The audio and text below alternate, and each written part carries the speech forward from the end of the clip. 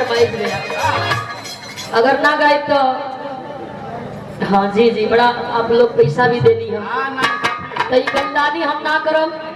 1 minute का और बात बा और आप लोग श्रोता सब बैठल बानी 5-7 मिनट के एक मौके का चर्चा हो जाई। हम तिलक उत्सव में आई नहीं, बढ़िया व्यवस्था हो, बढ़िया लोग हो।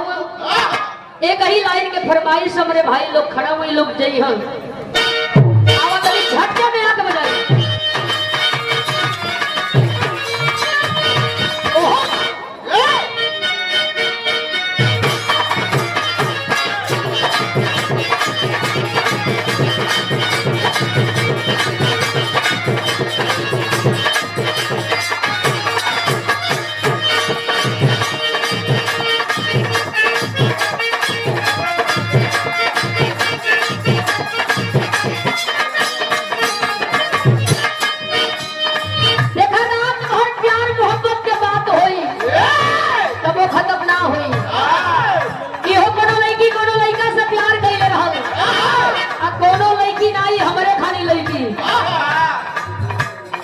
मुलाकात ना हो पावे, लड़की अलगे परेशान, लड़का अलगे परेशान। तो हमारा देखा लड़की फोन पर लड़का के बतावे, लड़कवा के समझावे, हमारा तुहरा मिलला का तनी टाइम जान लो। का कहले हम भैया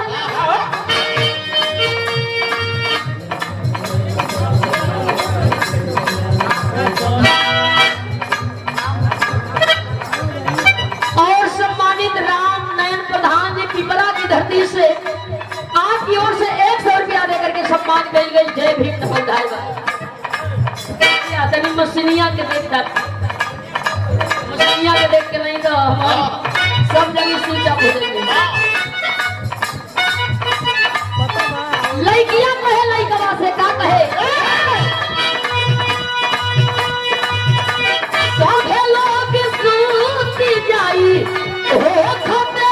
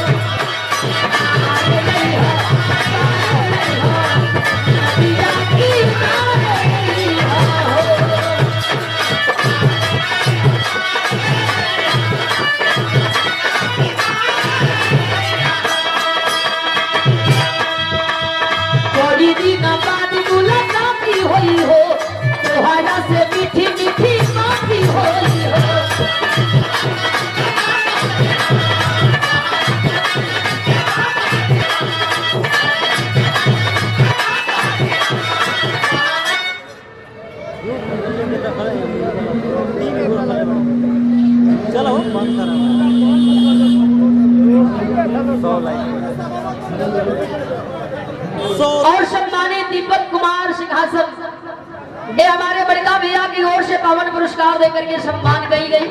भैया के जय भीम नमो बधाई कर 500 लोगों के बोलेगी बड़ा कर बने एक लाइन कहे लड़की का और ये सम्मान भरा पुरस्कार दशरथ कनौजिया जी आपके द्वारा देकर के सम्मान किया है। लखीरा की धरती से कोटि कोटि प्रणाम हो। अरे थोड़ी दिन बाद मुलाकात हुई हो तुम्हारा से मीठी मीठी बातें हुई हो।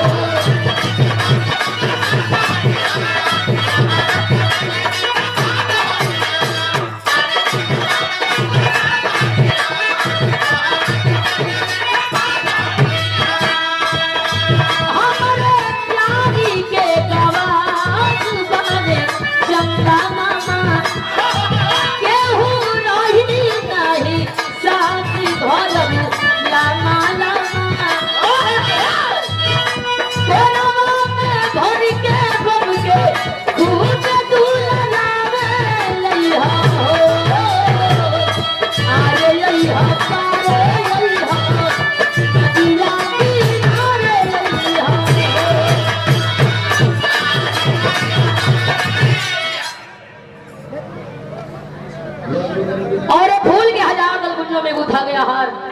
बड़का भैया मनीष दीवाना जी, आप अच्छे कलाकार हैं और हम सबके भाई हैं। ये आपके द्वारा सम्मान किया गया, आपको जय भीम उधार। सबको बोलने प्रणाम, आशीर्वाद का चाह रही। और सम्मानित राम नयन प्रधान जी पिपरा की धरती से ये दूसरे बार का पुरस्कार, कोटि कोटि प्रणाम। सब लोगों के बोलोगे प्रणाम।